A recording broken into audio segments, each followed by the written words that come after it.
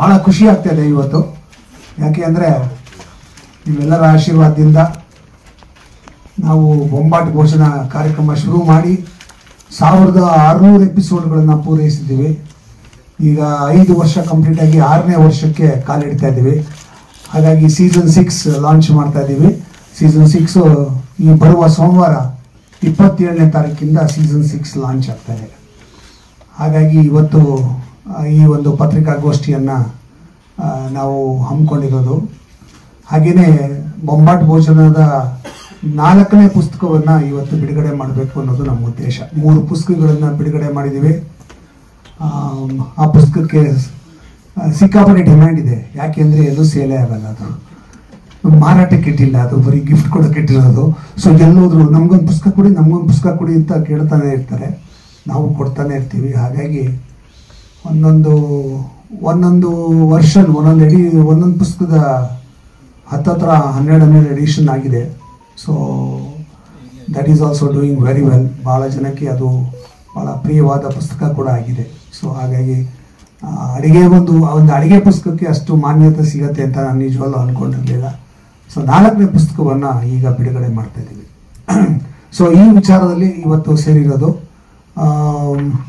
ಈ ಕಾರ್ಯಕ್ರಮದಲ್ಲಿ ಬಾಲರಿಂದ ಹಿಡಿದು ಮಕ್ಕಳಿಂದ ಹಿಡಿದು ವಯೋವೃದ್ಧರವರೆಗೆ ಎಲ್ಲರೂ ಕೂಡ ಈ ಕಾರ್ಯಕ್ರಮವನ್ನು ನೋಡಿ ನಾನು ಎಲ್ಲೇ ಹೋಗ್ಲಿಕ್ಕೆ ದೇಶ ವಿದೇಶಗಳಲ್ಲಿ ಎಲ್ಲೆಲ್ಲಿ ಕನ್ನಡಿಗರಿದ್ದಾರೋ, ಎಲ್ಲೆಲ್ಲಿ ನಾನು ಕನ್ನಡಿಗರನ್ನ ಭೇಟಿ ಮಾಡಿದ್ದೀನೋ ಅವರೆಲ್ಲರೂ ಕೂಡ ಈ ಬೊಂಬಾಟ್ ಭೋಜನ ಅನ್ನೋ ಒಂದು ಕಾರ್ಯಕ್ರಮವನ್ನು ಬಾಚಿ ತಬ್ಬಿಕೊಂಡಿದ್ದಾರೆ ಅಂದರೆ ತಪ್ಪಾಗೋದಿಲ್ಲ. ಅಷ್ಟು ಇಷ್ಟಪಡ್ತಾರೆ. ನಾನು ಅಮೇರಿಕಾದಲ್ಲಿ ಮಾಡಿದ್ದೀನಿ, ಶೂಟಿಂಗ್ ಮಾಡಿದ್ದೀನಿ, ಅಮೇರಿಕಾಗೆ ಹೋಗಿದ್ದೀನಿ, ಆಸ್ಟ್ರೇಲಿಯಾಗೆ ಹೋಗಿದ್ದೀನಿ, ಆಫ್ರಿಕಾಗೆ ಹೋಗಿದ್ದೀನಿ. ಅಲ್ಲೆಲ್ಲ ಬೊಂಬಾಟ್ ಭೋಜನ ಶೂಟಿಂಗ್ ಮಾಡ್ಕೊಂಡ್ಬಂದಿದ್ದೀನಿ. ಎಲ್ಲೇ ಹೋದರೂ ಕನ್ನಡಿಗರು ಯಾರಿದ್ದಾರೆ ಅವರೆಲ್ಲರಿಗೂ ಕೂಡ ಬೊಂಬಾಟ್ ಭೋಜನ ಭಾಳ ಪ್ರಿಯವಾದ ಕಾರ್ಯಕ್ರಮ. ಅದು ನನ್ನ ಸೌಭಾಗ್ಯ. ನಮ್ಮ ಇಡೀ ತಂಡ ಎಷ್ಟು ಕಷ್ಟಪಟ್ಟು ಕೆಲಸ ಮಾಡಿದ್ದೀವಿ, ಆ ಒಂದು ಕಷ್ಟಕ್ಕೆ ಸಿಕ್ಕಂಥ ಪ್ರತಿಫಲ ನಮ್ಮ ಆಡಿಯನ್ಸಿನ ಪ್ರೀತಿ. ಸೊ ಹಾಗಾಗಿ ಅದೊಂಥರ ಸಂತೋಷ ಕೊಡುವಂಥ ವಿಚಾರ. ನನ್ನ ಕಾರ್ಯಕ್ರಮದಲ್ಲಿ ಬಹಳಷ್ಟು ವಿಭಾಗಗಳು, ಹೊಸ ವಿಭಾಗಗಳನ್ನು ಇಂಟ್ರೊಡ್ಯೂಸ್ ಮಾಡ್ತೀವಿ ಪ್ರತಿ ಸೀಸನ್ಗೆ. ಸೊ ಈ ಸೀಸನ್ಗೂ ಕೂಡ ಒಂದಷ್ಟು ಹೊಸ ಸೆಗ್ಮೆಂಟ್ಗಳನ್ನು ಇಂಟ್ರೊಡ್ಯೂಸ್ ಮಾಡ್ತೀವಿ. ಅದರ ಒಂದು ಝಲಕ್ ನಿಮ್ಗೆ ಈಗಾಗಲೇ ತೋರಿಸಾಯಿತು. ನಾನು ಏನೇ ಕೆಲಸ ಮಾಡಿದ್ರು ನನ್ನ ಜೊತೆಗೆ ಒಂಥರ ಬೆನ್ನೆಲುಬಾಗಿ ನಿಂತಿರೋದು ನನ್ನ ಶ್ರೀಮತಿ ಗೀತಾ. ಗೀತಾ ಕೊಡುವ ಅಡ್ವೈಸು, ಗೀತಾ ಕೊಡುವ ಬುದ್ಧಿವಾದ, ನಾನು ತಪ್ಪು ಮಾಡಿದಾಗ ತಿದ್ದೋದು, ಸ್ವಲ್ಪ ಪ್ರತಿಷ್ಠೆ ಮಾಡಿದಾಗ ಬೈಯೋದು ಎಲ್ಲವೂ ಅವಳೇ. ಸೊ ಅವಳ ಒಂದು ಸಹಕಾರ, ಅವಳ ಒಂದು ಸಹಯೋಗ, ಅವಳ ಸಪೋರ್ಟಿಂದ ಈ ಕಾರ್ಯಕ್ರಮ ತುಂಬ ಚೆನ್ನಾಗಿ ನಡ್ಕೊಂಡು ಬರ್ತಾ ಇದೆ. ಆ್ಯಂಡ್ ನನ್ನ ಇಡೀ ತಂಡಕ್ಕೆ ಒಂಥರ ಮಾರ್ಗದರ್ಶಿಯಾಗಿ ತಾಯಿ ಸ್ಥಾನದಲ್ಲಿ ನಿಂತ್ಕೊಂಡು ಎಲ್ಲರಿಗೂ ತುಂಬ ಚೆನ್ನಾಗಿ ನೋಡ್ಕೊಳ್ತಾಳೆ. ಹಾಗಾಗಿ ನನ್ನ ಕಾರ್ಯಕ್ರಮದಲ್ಲಿ ಕೆಲಸ ಮಾಡೋಕ್ಕೆ ಶುರು ಮಾಡಿದಂಥವ್ರು ಫಸ್ಟ್ ಎಪಿಸೋಡಿಂದ ಇಲ್ಲಿ ತನಕ ಜೊತೆಗೆ ಕೆಲಸ ಮಾಡ್ತಾ ಇದ್ದಾರೆ, ಯಾರೂ ನಮ್ಮನ್ನು ಬಿಟ್ಟೋಗಿಲ್ಲ.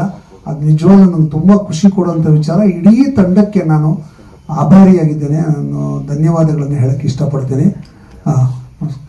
Sir please come sir. Food products ಮಾಡಿ 2,70,00,000 ಕಳ್ಕೊಂಡಿದ್ದೀನಿ ಸರ್. ಇನ್ನು ಮತ್ತೆ ಅದಕ್ಕೆ ಕೈ ಹಾಕಲ್ಲ ಸರ್. ಬೇಡ ಸರ್, ಬೇಡ. ನಮಗೆ ಗೊತ್ತಿಲ್ಲ ವ್ಯವಹಾರ ಮಾಡಬಾರ್ದು. ಅದನ್ನ ಒಂದು ದೊಡ್ಡ ಪಾಠ, ಅಷ್ಟು ದುಡ್ಡು ಕಲ್ತ್ಕೊಂಡೆ. ಗೊತ್ತಿರೋ ಕೆಲಸನೇ ಮಾಡಬೇಕು, ಗೊತ್ತಿಲ್ಲದಿರೋ ಕೆಲಸಕ್ಕೆ ಕೈ ಹಾಕಬಾರ್ದು. ಗೊತ್ತಿರೋ ಕೆಲಸನ ಇನ್ನಷ್ಟು ಚೆನ್ನಾಗಿ ಮಾಡೋದು ಹೇಗೆ, ಇದರಲ್ಲಿ ಇನ್ನಷ್ಟು ಬೆಳೆಯೋದು ಹೇಗೆ ಅಂತ ಯೋಚನೆ ಮಾಡಿದ್ರೆ ಈಸಿಯಾಗಿ ಮಾಡ್ಬೋದು ಅಂತ. ಫೇಲ್ಯೂರ್ ಆಗಿದ್ದು ಬಿಕಾಸ್ FMCG ಮಾರ್ಕೆಟು, ಅದರ ಬಿಸ್ನೆಸ್ಸು, ಅದನ್ನ ಟ್ರ್ಯಾಕ್ ಮಾಡೋದು, ಅದರಲ್ಲೇ 100% ಇರ್ಬೇಕು ಸರ್. ನಾನು ಸಿನಿಮಾ ನಟ ಆಕ್ಟ್ ಮಾಡಿಕೊಂಡು ಟಿ ವಿ ಸೀರಿಯಲ್ ಪ್ರೊಡ್ಯೂಸ್ ಮಾಡಿಕೊಂಡು ಅದು ಮಾಡ್ಕೊಂಡು ನೀವು ಒಂದು ಸ್ವಲ್ಪ ಸೇಲ್ಸ್ ಮಾಡಿಬಿಡಿ ಅಂತ ಸೇಲ್ಸ್ನವ್ರಿಗೆ ಮಾಡೋದು, ಅದೆಲ್ಲ ವರ್ಕ್ ಆಗಲ್ಲ ಸರ್. ನಾನು ನೋಡ್ತಾ ಹಂಗೆ ಇಳಿದ್ಬಿಟ್ಟಿದ್ದೆ. ಸೊ ಇದು ಯಾಕೋ ಸರಿ ಹೋಗಲ್ಲ ಅಂತ losing 2.7 crores is better than losing 10 crores ಅಂತ ನಿಲ್ಲಿಸ್ಬಿಟ್ಟೆ ಸರ್. ಅಷ್ಟೇ, ಅದಕ್ಕೆ ಮತ್ತದನ್ನು ಮಾಡಲ್ಲ. ಬಟ್ ಇವತ್ತಿಗೂ ನನ್ನ ಪ್ರಾಡಕ್ಟ್ಸ್ನ ನೆನಪಲ್ಲಿ ಇಟ್ಕೊಂಡು ನನ್ನ ಪ್ರಾಡಕ್ಟ್ಸ್ ಬಗ್ಗೆ ತುಂಬ ಒಳ್ಳೆ ಮಾತಾಡುವಂಥ ಜನ ಸಿಗ್ತಾರೆ ನನಗೆ. ಕೇಳ್ತಾರೆ ಎಲ್ಲಿ ಸರ್ ನಿಮ್ಮ ಪ್ರಾಡಕ್ಟು ಅಂತ. ಇಲ್ಲ ಮಾರ್ಕೆಟಲ್ಲಿ ಇಲ್ಲ, ಲಾಸ್ ಆಗಬೇಕು ಅಂತ ಹೇಳ್ತೀನಿ. ಸೊ ಅದು ಮತ್ತೆ ಅದಕ್ಕೆ ಕೈ ಹಾಕಲ್ಲ.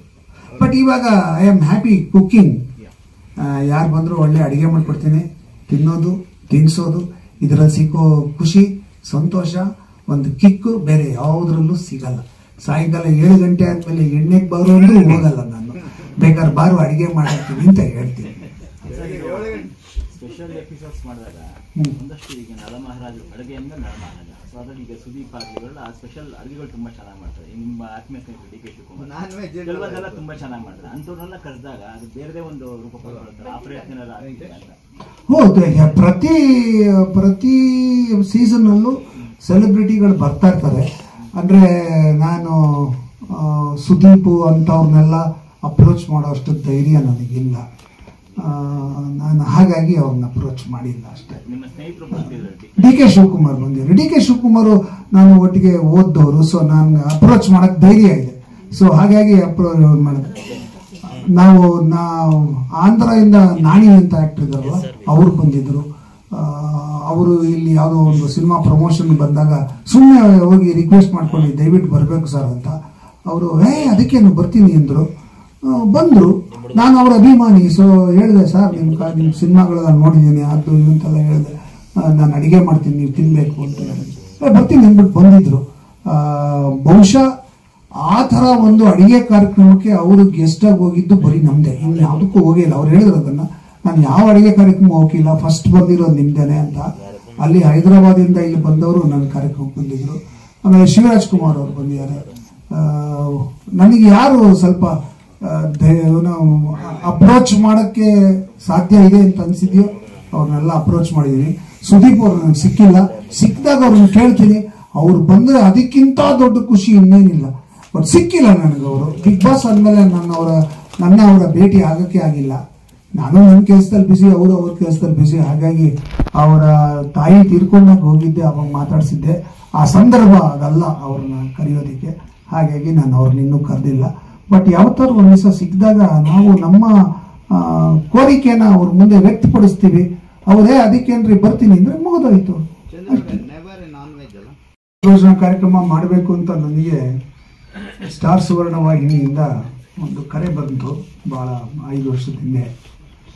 ಆವಾಗ ನಾನು ಮಾಡ್ತೀನಿ ಅಂತ ಹೇಳಿದೆ. ನಾನು ಮಾಡಲ್ಲ ಅಂತ ಹೇಳೋದೇ ಇಲ್ಲ, ಮಾಡ್ತೀನಿ ಅಂತ ಹೇಳ್ಬಿಟ್ಟೆ. ಆಮೇಲೆ ಏನು ನಿಮ್ಮ ವಿಷನ್ನು ಅಂದರು. ನಾನು 1000 ಎಪಿಸೋಡ್ ಮಾಡ್ತೀನಿ ಅಂದೆ. ಆಗ ದಟ್ ಈಸ್ ದ ಸ್ಪಿರಿಟ್ ಅಂದರು. ನೀವು ನನ್ನ ಜೊತೆಗೆ ನಿಂತ್ಕೊಳ್ಳಿ, 1000 ಮಾಡ್ತೀನಿ ಅಂತ ಹೇಳಿದೆ. Actually 1200, correct Krishna sir? 1200 ಮಾಡ್ತೀನಿ ಅಂತ ಹೇಳಿದೆ. 1600 ಮುಟ್ಟಿದ್ದೀನಿ. ಅದಕ್ಕೆ ಅವರು ಪ್ರತಿ ವರ್ಷ ನನಗೆ ಒಂದು ಚಾಲೆಂಜ್ ಆಗ್ತಾರೆ. ಪ್ರತಿ ವರ್ಷ ಹೊಸ ಸೀಸನ್ನು, ಏನು ಹೊಸದಾಗಿ ಏನು ಮಾಡ್ತೀರಾ ನೀವು ಅಂತ.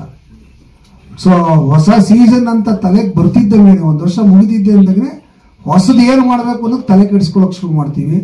ಎಲ್ಲ ಡಿಸ್ಕಷನ್ ಮಾಡಿ ಇದು ಮಾಡ್ಬಿಟ್ಟು ಅವ್ರು ಕೇಳೋಕೆ ಮುಂಚೆ ನಾವೇ ರೆಡಿಯಾಗಿ ಹೋಗಿರ್ತೀವಿ. ಹೊಸ ಸೀಸನ್ ಅಂದರೆ ನೋಡಿ ಇದು ಮಾಡ್ತೀವಿ ಅಂತ ನಾವೇ ಹೇಳ್ಬಿಟ್ಟು ಹೊಸ ಸೀಸನ್ ಸ್ಟಾರ್ಟ್ ಮಾಡ್ತೀವಿ ಅಂತ. ಪ್ರತಿ ಸರ್ತಿ ನಾವು ಹೊಸ ಸೀಸನ್ ಅಂದಾಗ ತುಂಬ ಖುಷಿ ಪಟ್ಟು ನಾವು ಬೆಂತಟ್ಟಿರೋದು ನಮ್ಮ channel. It is not an easy thing for us to complete so many episodes without the support of the channel. So ಹಾಗಾಗಿ ನಮ್ಮ ಇಡೀ ತಂಡ ನಾವೆಲ್ಲ we are indebted to the channel. ನಮ್ಮೆಲ್ಲರ ಜೀವನ ಇವತ್ತು ನಡೀತಿದೆ ಅಂದರೆ ಈ ಚಾನಲ್ನಿಂದ, ಈ ಸಹಕಾರದಿಂದ, ಅವರ ಪ್ರೋತ್ಸಾಹದಿಂದ ನಡೀತಾ ಇದೆ. ನನಗೆ ಇವತ್ತು ನಮ್ಮ ಇಪಿಗಳು ಸರ್ ಸೀಸನ್ 10ಗೆ ಏನು ಪ್ಲ್ಯಾನ್ ಮಾಡಿದ್ದೀರಾ ಅಂತ ಕೇಳಿದ್ದಾರೆ ಇವತ್ತು.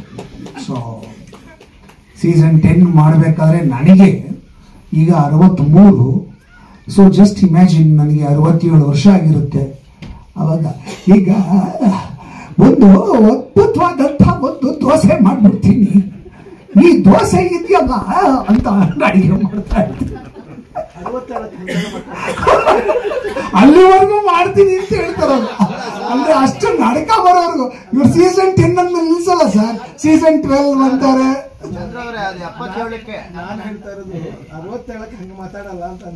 ನಾನು ಹೇಳ್ತಾ ಇರೋದು ಈಗ 10 ಸೀಸನ್ ಅಂತ ಹೇಳಿದ್ದಾರೆ, 67 ಇರುತ್ತೆ. ಆ ಟೈಮಿಗೆ ಬಂದಾಗ ಸರ್ 15ನೇ ಸೀಸನ್ 20ನೇ ಸೀಸನ್ ಅಂತ ಹೇಳ್ಬಿಟ್ರೆ ಅವಾಗ ನಾನು ಹಿಂಗೆ ಮಾತಾಡ್ಕೊಂಡೆ ಅಡಿಗೆ ಮಾಡ್ತಾ ಇರ್ತೀನಿ. ಅದು ಹಿಂಗೆ ಹಾಕ್ಬೇಕಾದ್ರೆ ಅದು ಪಕ್ಕದಲ್ಲೆಲ್ಲ ಚಲ್ತಾ ಇರುತ್ತೆ, ಆದ್ರೂ ಅಡಿಗೆ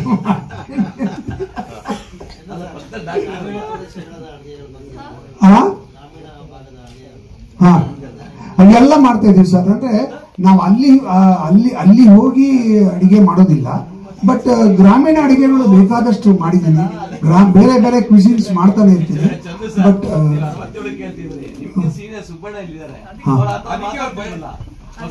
ಇಲ್ಲ ಸರ್, ನಾನು ಅದಕ್ಕೆ ನಾನು ಹೇಳಿದ್ದು ಆ ತರ ನಡ್ಗೋ ತನಕ ಮಾಡೋಂಗ್ ಹೇಳ್ತಾರೆ ಅಂತ.